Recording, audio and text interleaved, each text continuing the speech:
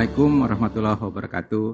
Very good morning, Honorable Coordinating Minister for Economic Affairs, Mr. Airlangga Hartarto, Mr. Wee Ee Cheong, Deputy Chairman and CEO, UOB, Mr. Frederick Chin, Head of Group Wholesale Banking and Markets, UOB, Mr. Hendra Gunawan, President Director, UOB Indonesia, Senior Management of UOB, distinguished guests, ladies and gentlemen.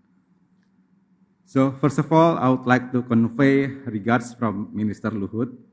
As you may already know, unfortunately, Minister Luhut could not attend this event for health reasons. But don't worry, Pak Luhut is currently in the recovery process. So let's pray and hope for the speedy recovery for Pak Luhut. So in this opportunity, I will deliver a speech that was prepared for Minister Luhut with the title of ASEAN Forging Ahead, Stronger Partnership Towards a Sustainable Growth. Distinguished guests, ladies and gentlemen, ASEAN has a strategic role in the global economy. Despite the slowdown in several developed countries, ASEAN grows strongly and become one of the motors of global economic growth.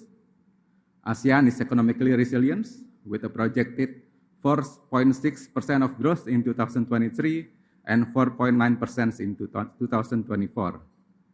It is the fifth largest economy in the world, with a combined GDP of approximately USD 3.7 trillion and is home to more than 670 million people.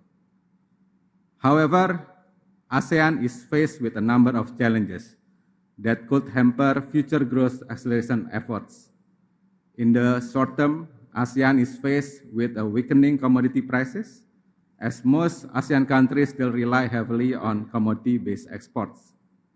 In addition, ASEAN economies are also affected by Chinese economic slowdown and the risk of recessions in the US and Europe, ASEAN's major trading partners.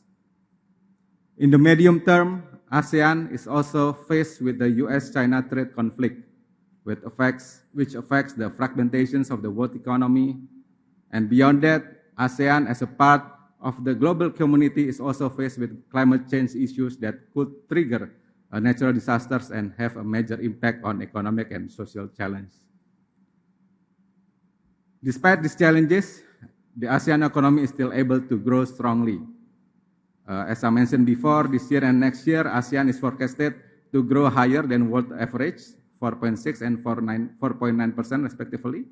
And this economic performance is the result of a success in attracting foreign direct investment in recent years. FDI into ASEAN countries continue to rise, with 2022 being the highest in the last 10 years.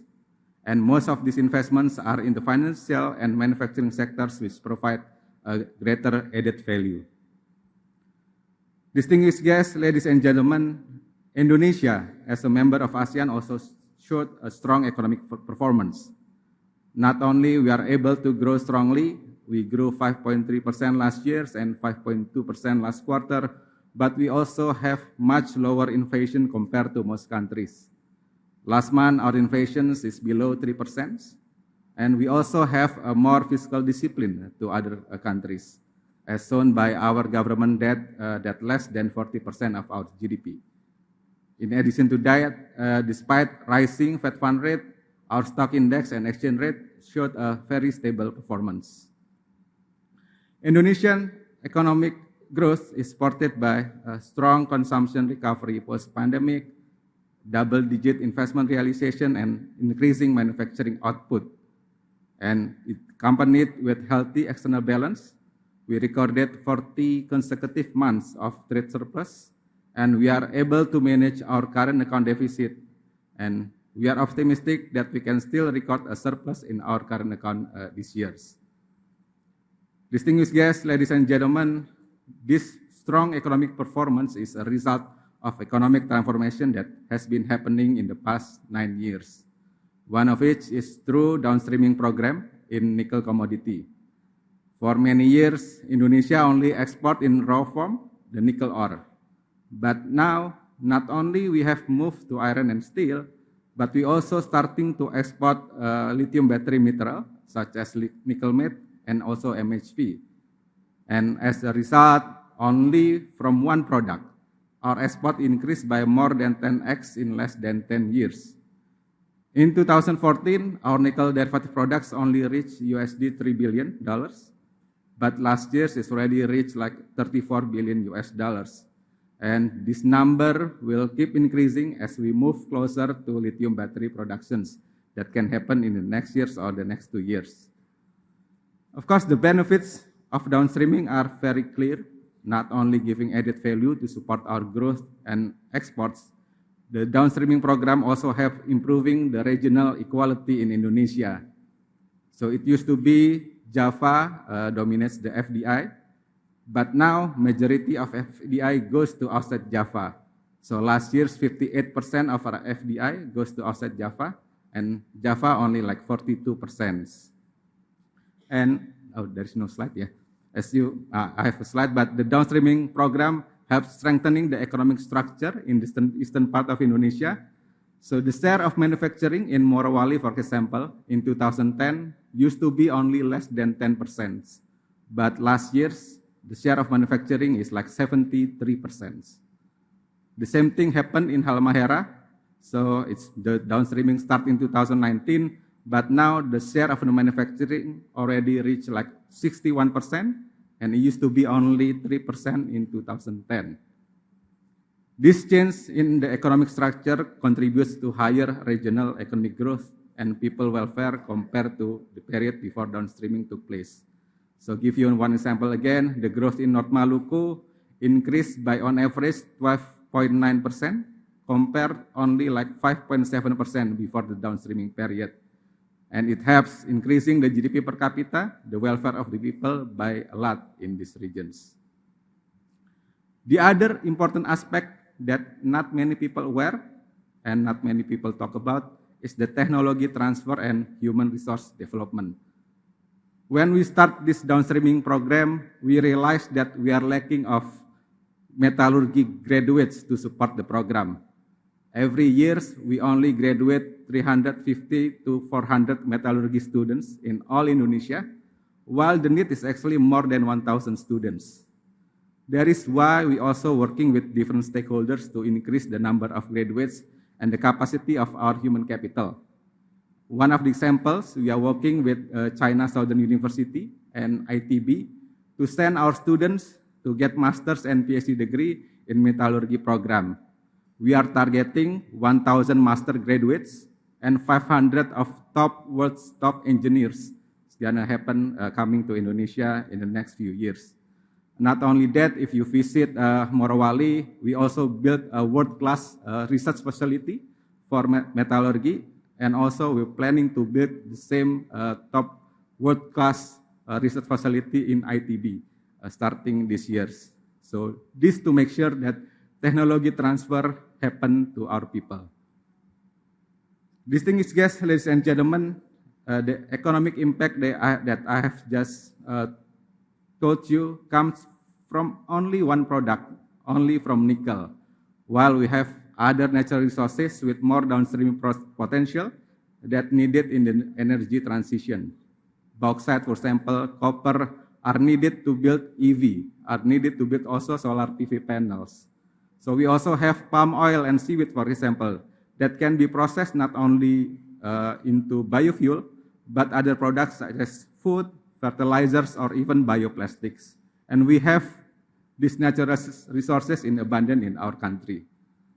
By having downstreaming in our natural resources, we believe that Indonesia will continue to strengthen its economic structure and economic complexity, and we can increase our growth beyond 5%.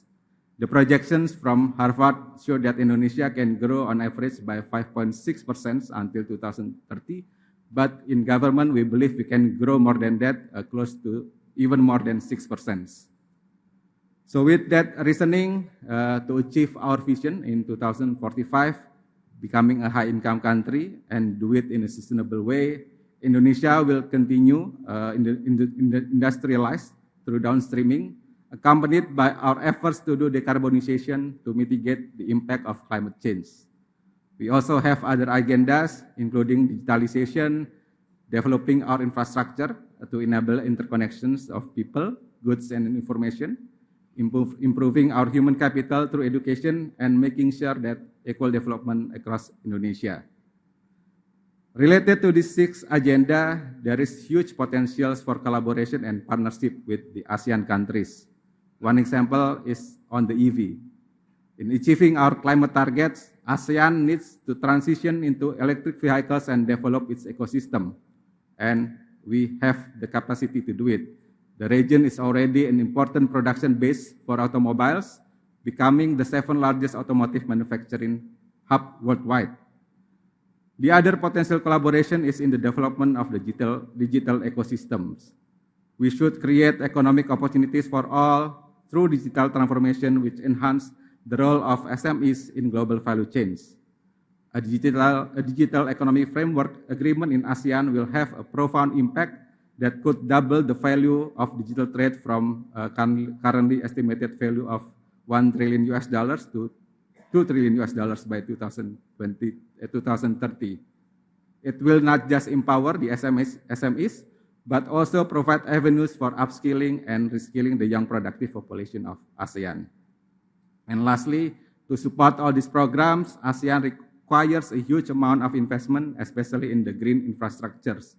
One of the research showed that we need a minimum more than $3 billion in infrastructure investment to support the achievement of sustainable economic growth, reduce poverty, and address climate change.